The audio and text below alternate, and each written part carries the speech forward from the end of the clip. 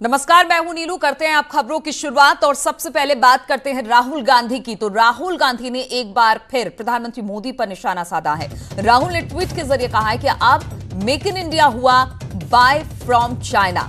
इस ट्वीट के जरिए उन्होंने यूपीए की मनमोहन सिंह सरकार और एनडीए की मोदी सरकार की तुलना की है।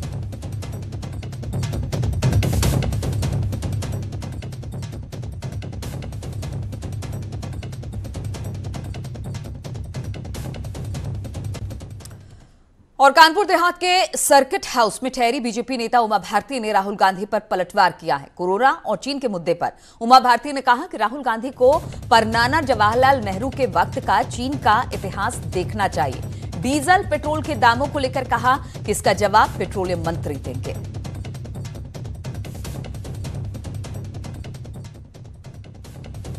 मैं चाहती हूं कि राहुल गांधी जी अपने पिताजी के पिताजी नहीं दादाजी परदादा होंगे ना शायद परदादा जवाहरलाल नेहरू जी के समय का चीन का इतिहास देख लें।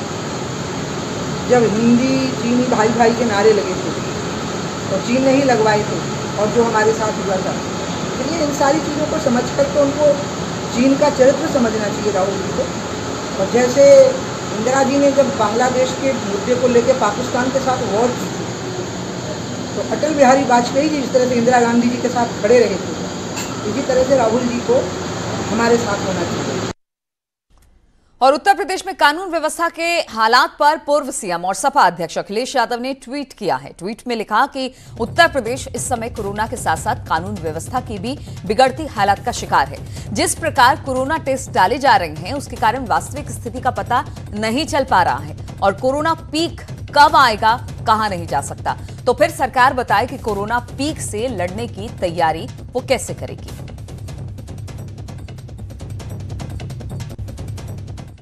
और प्रधानमंत्री नरेंद्र मोदी राष्ट्र के नाम संदेश देंगे। पीएमओ की तरफ से जारी सूचना के मुताबिक प्रधानमंत्री मोदी शाम 4 बजे राष्ट्र को संबोधित करेंगे। ये कोरोना के दौरान प्रधानमंत्री मोदी के राष्ट्र के नाम छठा संबोधन होगा।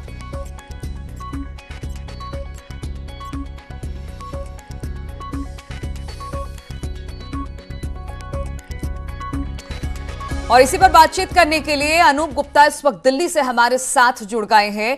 अनूप, आज प्रधानमंत्री छठी बार लोगों के सामने आएंगे, देश को संबोधित करेंगे। मेन जो अगर एजेंडे की बात की जाए, मुख्य मुद्दा क्या रह सकता है? क्या कुछ कयास लगाए जा रहे हैं? क्या वो चीन और भारत के विवाद को लेकर बोलेंगे या फिर कोरोना संकट को लेकर?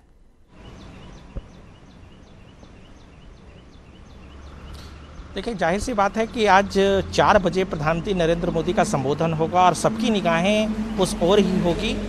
जिस तरीके से आपने भी जिक्र किया, ये छठी बार है जब प्रधानमंत्री नरेंद्र मोदी सीधे जनता से रूबरू होंगे। लेकिन इस बार का संबोधन जो पहले का संबोधन था उससे बहुत अलग होने वाला है।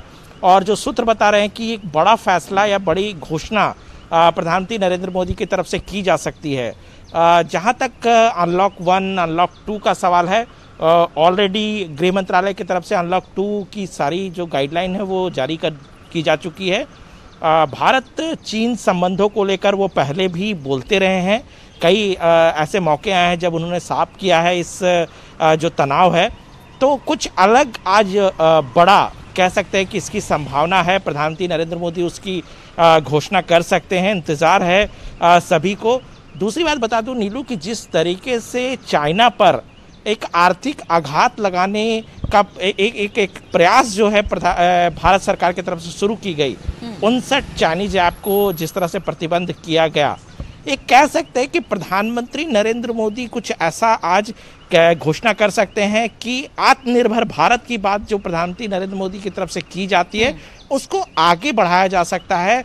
क्योंकि अब भारतीय जो एक्सपर्ट हैं या जो कंपनीज हैं उनके पास बड़ा मौका है कि वो इन फील्ड पे आकर के दूसरे देशों को और ख़ास तौर पर चाइना को चुनौती दे सके। तो इंतजार करना होगा 4 बजे तक के लिए कि प्रधानमंत्री नरेंद्र मोदी की तरफ से बिल्कुल अनूप, तो प्रधानमंत्री मोदी का ये संबोधन जो है वो काफी अहम माना जा रहा है। अब 4 बजे देखना होगा कि वो क्या कुछ बोलते हैं, लोगों के सामने किस तरह से बातें रखते हैं। फिलहाल बहुत बहुत शुक्रिया आपका हमारे साथ जुड़ने के लिए। और बात बुंदेलखंड की करें तो यहां पर लोगों को पानी की किल्लत से निजात दिलाने के लिए सीएम योगी थोड़ी ही देर में अपनी महत्वाकांक्षी योजना हर घर नल का जल का शुभारंभ करेंगे और इससे पानी की समस्या से जूझ रही बुंदेलों में एक आशा की किरण जागी है। 10,131 करोड़ की इस परियोजना का शुभारंभ सीएम झांसी से करेंगे, जिसमें जालौन के लोगों को भी काफी उम्मीदें हैं। बुंदेलखंड के बाकी इलाकों की तरह जालौन में भी गर्मी शुरू होते ही पानी की किल्लत शुरू हो जाती है और अब यहां के लोगों को आस जगी है कि बुंदेलखंड की प्यास अब शायद बुझ जाएगी। तो सीएम की महत्वाकांक्षी प्रोजेक्ट है जिसके आज से शुभारंभ किया जाना है। अब से कुछ देर में इसका शुभारंभ होने वाला है और हम आपको बता दें कि इस योजना का नाम रखा गया है हर घर नल का जल और इसका शुभारंभ करेंगे अब से कुछ देर में सीएम। पानी की समस्या से लगातार अगर बुंदेलखंड की बात की जाए तो सूखे की मार से सालों साल ये जूझता रहा है। अब ऐसे में ये योजना आशा की किरण बनकर आई है। बताया जा रहा है कि इसके लिए जो पैसे का आवंटन हुआ है इस परियोजना के लिए 10,131 करोड़ की ये पूरी की पूरी परियोजना होगी और झांसी से सीएम इसका शुभारंभ करने वाले हैं।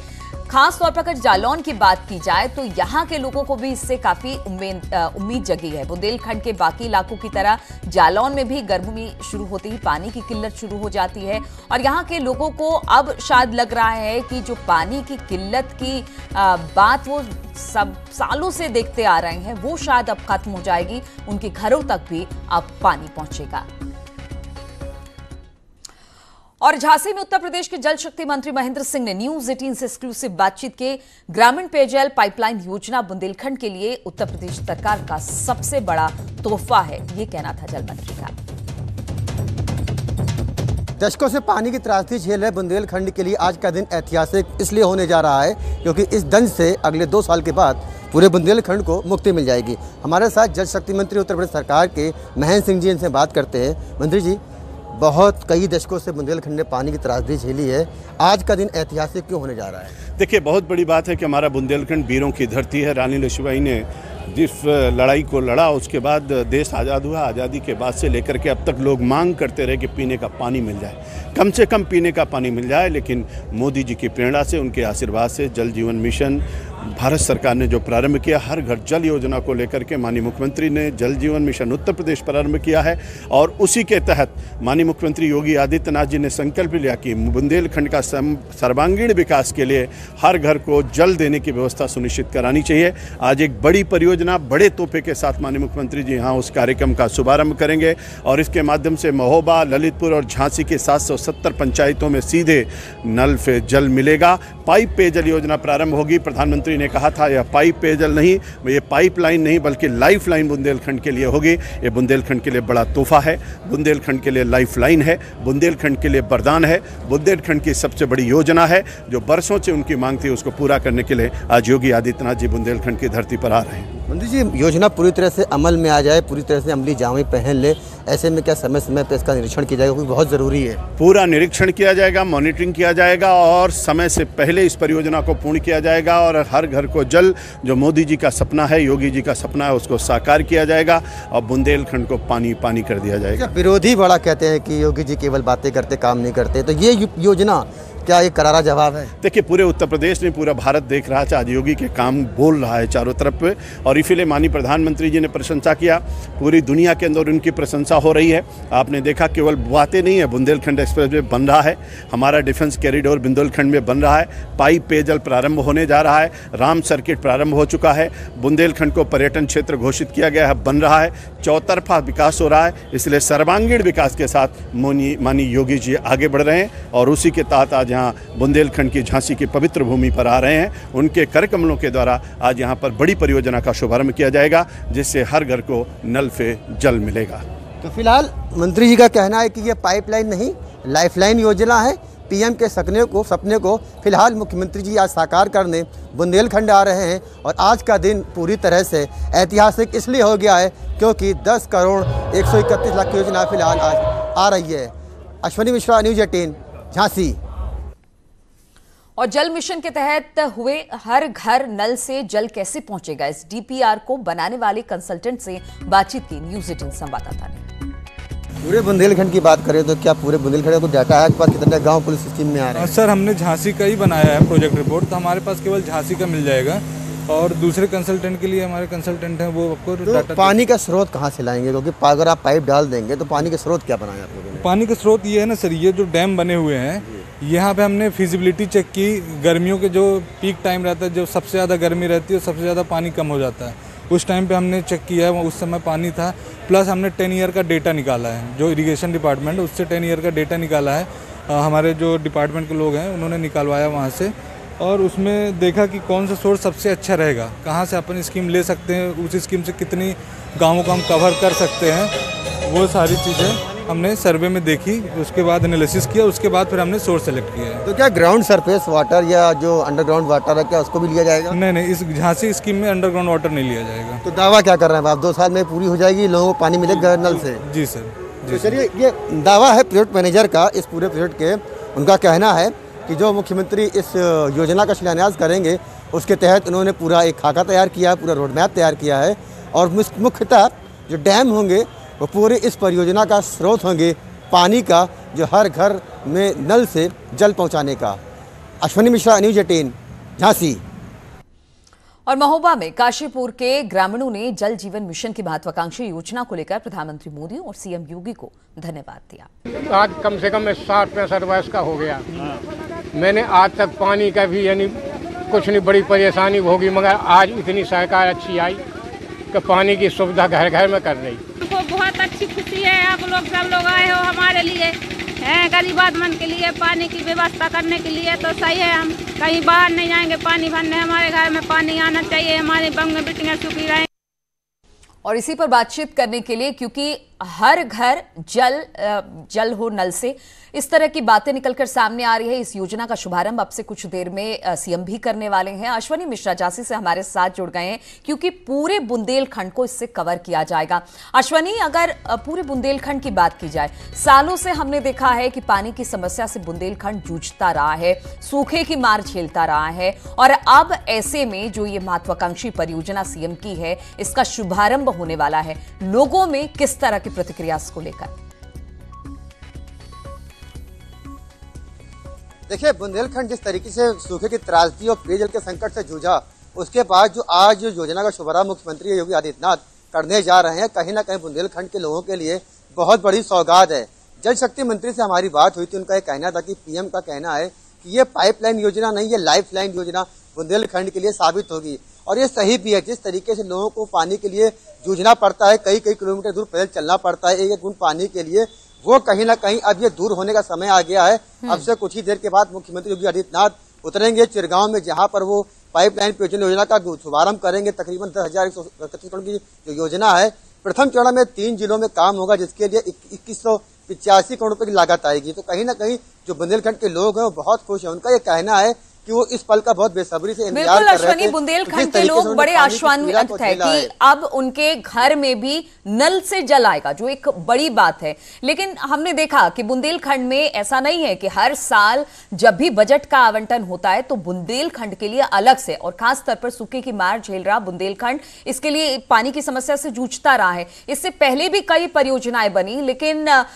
वो उस तरह से दिखाई नहीं दी। आज भी लोग पानी के लिए तरस रहे हैं। ऐसे में जब इस परियोजना का शुभारंभ किया जाएगा तो कितने दिन में पूरा हो जाएगा, किस तरह से इसकी मॉनिटरिंग होगी, क्या इस बारे में बताया गया? देखिए, इस बाबत हमारी बात जल शक्ति मंत्री हैं महेंद्र सिंह, उत्तर प्रदेश सरकार के।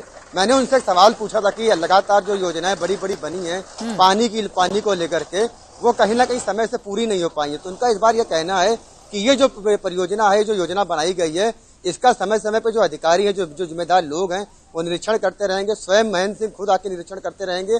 तो कहीं ना कहीं इस योजना को लेकर के यूपी सरकार बहुत संवेदनशील है, क्योंकि ये योजना इसलिए महत्वपूर्ण हो जाती है क्योंकि पानी हर घर में जाना है। तकरीबन 770 ग्राम पंचायतें ऐसी हैं जो बुंदेलखंड की, झांसी की, महोबा, झांसी की, ललितपुर की और जालौन की, उनको सीधा फायदा मिलेगा। तो इस परियोजना में कोई लापरवाही ना बरते, इसको लेकर के सीधा शासन स्तर से, मंत्री स्तर से और जो जिला प्रशासन स्तर से कहीं भी कोई कोताही बरतने की कोई आशंका नहीं है।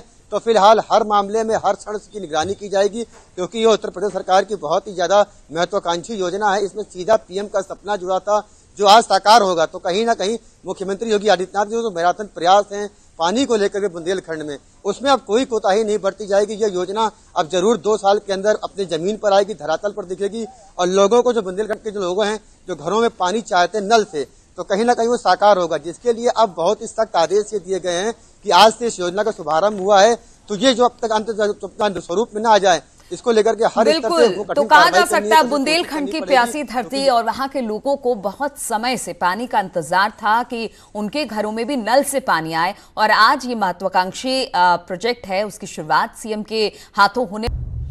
और ब्रेक के बाद एक बार फिर से आप सभी का स्वागत है। पीलीभीत के पूरनपुर तहसील क्षेत्र के गांव लहा में विद्युत विभाग के अधिकारियों की लापरवाही के चलते एक व्यक्ति को अपनी जान गंवानी पड़ी और एक व्यक्ति गंभीर रूप से घायल भी हो गया। दरअसल लहा गांव निवासी राजीव अपने खेत में बोर करा रहा था, तभी रघुवीर नाम का किसान वहां ट्रैक्टर लेकर पहुंचा, लेकिन ट्रैक्टर ना निकलता देख रघुवीर ने बोर लाइन पाइप को सीधा किया। तभी पाइप का हाई टेंशन लाइन संपर्क हो गया और करंट लगने से रघुवीर की मौत हो गई। खेत में करंट दौड़ने से जमीन पर बैठा राजीव भी हादसे का शिकार हो गया, जिसे गंभीर हालत में जिला अस्पताल रेफर कर दिया गया।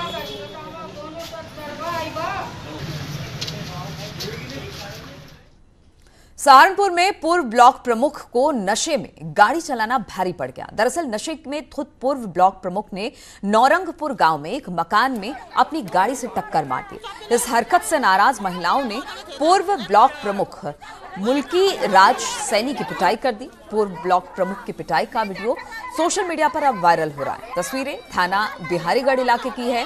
पूर्व ब्लॉक प्रमुख को नशे में गाड़ी चलाना भारी पड़ा, जिसके कारण उसे पिटाई भी पड़ी।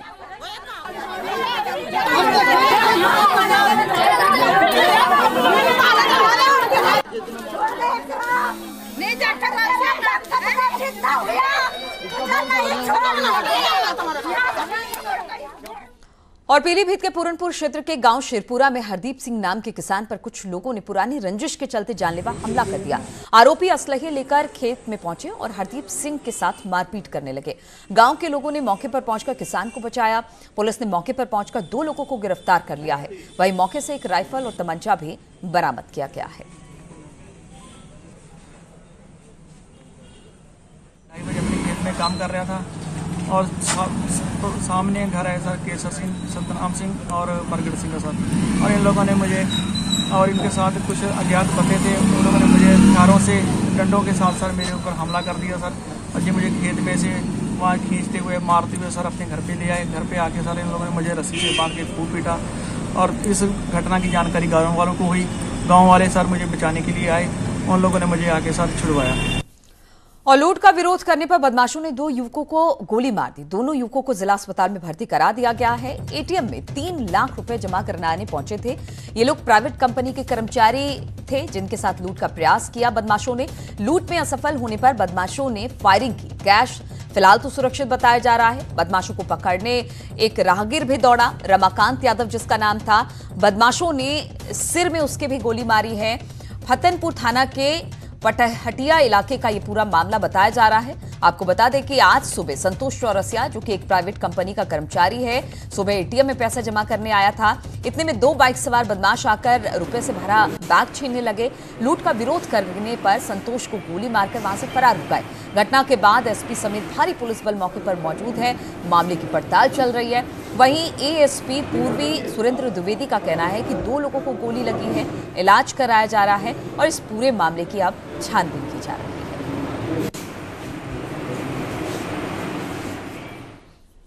और एटा के नगर कोतवाली क्षेत्र में राधेश्याम मार्केट के समीप मैदान में एक महिला का नग्न अवस्था में शव मिलने से हड़कंप मच गया। सूचना के बाद मौके पर पहुंची पुलिस ने शव को कब्जे में लेकर पोस्टमार्टम के लिए भेज दिया है और बताया ये जा रहा है कि रेप के बाद महिला की हत्या किए जाने की आशंका फिलहाल शुरुआती जांच में पुलिस लगा रही है। ये थाना कोतवाली नगर क्षेत्र में एक 30 वर्षीय युवती महिला की डेड बॉडी यहाँ एक खाली प्लाट में मिली है पीपल अड्डा क्षेत्र में। महिला के चेहरे पे कुचलने के चोट के निशान हैं। महिला की बॉडी मोर्चरी भेजी गई है पोस्टमार्टम के लिए। परिजन आ गए हैं, महिला की शिनाख्त हो गई है। इसी मोहल्ले की पास की रहने वाली थी। तो परिजनों को विश्वास में लेके वो घटना के कारण और उसकी पृष्ठभूमि के बारे में पूरी जानकारी कर रहे हैं। लखीमपुर खीरी से एक सभासद को नगर पंचायत में हो रही धांधली की शिकायत उस समय भारी पड़ गई जब चेयरमैन पति और नगर पंचायत के एक पूर्व लिपिक ने उसको जान से मारने की धमकी देते हुए भद्दी गालियां दी। मामला लखीमपुर खीरी के मैलानी थाना क्षेत्र का है, जहां पर शास्त्री वार्ड में नाला निर्माण का कार्य चल रहा था। एस्टीमेट के अनुसार नाले में अब्बल ईंट और मोरंग की चुनाई होनी थी, लेकिन मौके पर ठेकेदार पीली ईंटों और बालू लगाकर निर्माण करा रहा था। लेकिन जब वार्ड के मेंबर योगेश ने इसका विरोध किया तो नगर पंचायत मैलानी ने चेयरमैन पति देवेंद्र बाबू और पूर्व नगर पंचायत लिपिक जयंत चौधरी ने सभासद को जान से मारने की धमकी दी। मेरा नाम योगेश संखवार है। मैं इसी वार्ड का सभासद भी हूँ, जिसका नाम है मोहल्ला लाल बहादुर शास्त्री। देखिए सामने ईंटें लगी हुई हैं, बिल्कुल प्योर पीला है। मैंने जब भी यहाँ पे आकर मना किया कि ये पीला ईंट क्यों लगाई जा रही है, जबकि एस्टीमेट में आपके नंबर 1 की ईंट लगाने के लिए बोला गया है। तो बोले कि मैं कुछ भी करूँ, आप कौन होते हो, और अगर ज़्यादा बनोगे तो मैं यहीं पे पटक के मारूंगा। किसने आपको धमकी दी? ऐसे हमारे जो चेयरमैन है उन्होंने ठेकेदारों से कहा है कि यहाँ पे कोई भी अगर आता है तो उसको आप पटक के मारिएगा। और मुरादाबाद से खबर है, यहां पर सपा विधायक के भाई के घर चोरी हुई है। विधायक के भाई के घर से 40 लाख की लूट बताई जा रही है। 900 ग्राम सोने के गहने, 2 लाख नगद चोरी हुआ है। विधायक सोते रहे हाजी रिजवान एक ही परिवार के हैं, ये हवेली में रहते हैं। विधायक और भाई कुंदरकी थाना क्षेत्र के डोम घर की ये घटना बताई जा रही है। फिलहाल पुलिस चोरी की तफ्तीश में जुट गई है।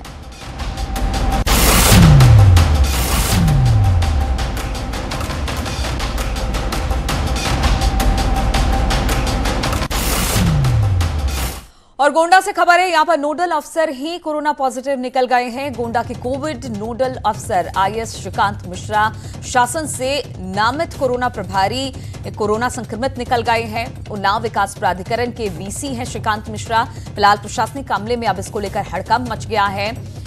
आईएएस श्रीकांत मिश्रा को हॉस्पिटल में फिलहाल भर्ती करा दिया गया है।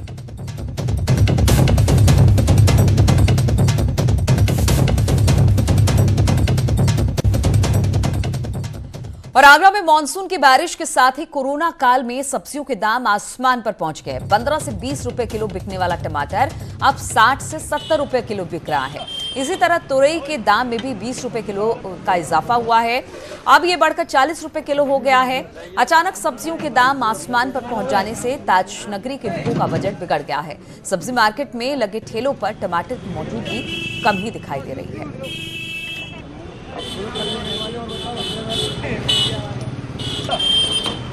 कोरोना काल में सब्जियों ने आसमान पर छलांग लगाई है और सब्जियों के दाम अचानक बढ़ गए हैं और सबसे ज्यादा असर टमाटर पर हुआ है। आगरा में न्यू आगरा सब्जी मंडी है और आप देखिए यहाँ ज्यादातर ठेलों से टमाटर गायब है। चंद ठेलों पर टमाटर नजर आते हैं, लेकिन इनके दाम बहुत ज्यादा है। तो हम बात करने की कोशिश करेंगे इन्हीं लोगों से और पूछेंगे कि आखिर ऐसा क्यों है। टमाटर 60 रुपए किलो चल रहा है, इसलिए कि टमाटर दागी सड़ा बहुत निकल रहा है। इसमें 1100 रुपए की रेट हो गई है। कहाँ 600 रुपए की रेट आ रही थी, कहाँ 1100 रुपए, दुगने दाम तो वहीं हो गए। इस वजह से टमाटर महंगा बिक रहा है। 60 रुपए किलो 60 रुपए किलो हो गया टमाटर। जो टमाटर 20 रुपए किलो और 15 रुपए किलो बिकता था, उसका दाम अब 60 रुपए किलो हो गया। निश्चित रूप से लोगों के घरों का बजट भी इससे बिगड़ा है और जो लोग खरीदने आ रहे हैं उनसे हम बात करने की कोशिश करेंगे। आप बताइए टमाटर के दाम क्या बढ़ गए? टमाटर 20 रुपए किलो से 60 रुपए किलो हो गया है। अब आदमी, एक घरेलू आदमी क्या करेगा? मध्यम वर्ग के लिए समय हर सब्जी में 20 से 40 रुपए किलो तक हर चीज में बढ़ गए रेट। जो हर चीज के रेट में उछाल हुआ है, लेकिन सबसे ज्यादा लाल टमाटर हुआ है और टमाटर ने ही लोगों को सबसे ज्यादा परेशान कर रखा है और रसोई का बजट भी बिगड़ चुका है टमाटर की वजह से। तो अब देखना होगा कि टमाटर सहित तमाम सब्जियों के जो दाम बढ़े हैं वो कब तक नीचे उतरेंगे ताकि लोगों का बजट संवर सके और राहत मिल सके। कैमरामैन बंटी के साथ हिमांशु त्रिपाठी, न्यूज़ 18 आगरा। तो इन तमाम खबरों के साथ इस बुलेटिन में फिलहाल इतना ही। रुकेंगे छोटे से ब्रेक के लिए। ब्रेक के बाद भी लगातार खबरों का सिलसिला जारी रहेगा।